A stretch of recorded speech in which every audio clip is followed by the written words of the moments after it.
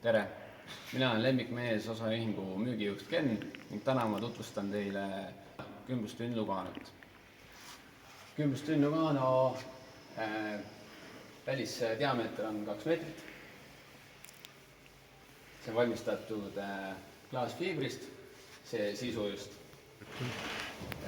Kümblustünni väliskest on valmistatud 45 millimeetrisest termopuidust.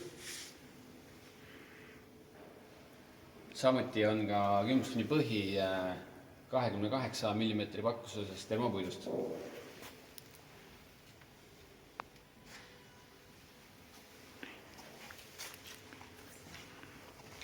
Kümblustünnile on võimalik lisada juurde ka lisavarustust, näiteks mullisüsteemi, LED-valgusteid, puhastusfiltreid ning digitaalset veetermomeetrit.